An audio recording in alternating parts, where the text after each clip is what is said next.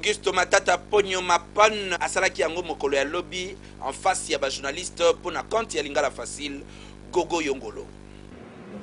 Liboso ya ba journaliste ndenge na ndenge vendredi le 29 oyo ministre ya finance Auguste Matata Ponyo Mapan asalaki restitution ya voyage na oyo auti na États-Unis et sikanini a représenté qui République démocratique du Congo du 16 au 17 avril na États-Unis na assemblée ya printemps ya FMI pe ya Banque mondiale kuna balobelaki makambo ya crise alimentaire pe énergétique solution ya FMI pe ya Banque mondiale pour ko apporter ba solution na sujet wana ministre Matata Ponyo Mapan oyo atali masolo ya finance a outi pe ko obtenir suppression ya ba dette nyonso ya RDC na États-Unis devant ba journaliste a expliqué ki boye pona oyo population congolaise il faut eyeba ndenge oyo gouvernement ezali ko gérer finance publique ndenge oyo gouvernement ezali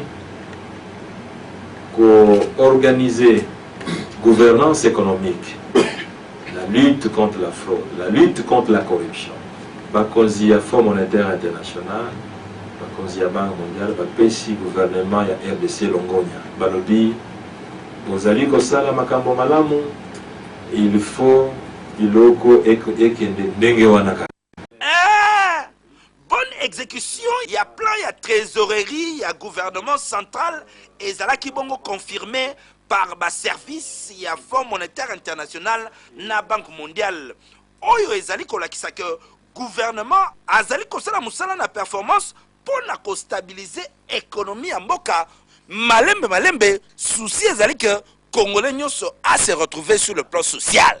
Oyo ministre Auguste Matata Ponyo Mapan oyo atalaka masolo ya finance a outi kosala na États-Unis et la kisi force ya gouvernement pe volonté politique ya kobongisa masolo na République démocratique du Congo. Boye malamu mobimba.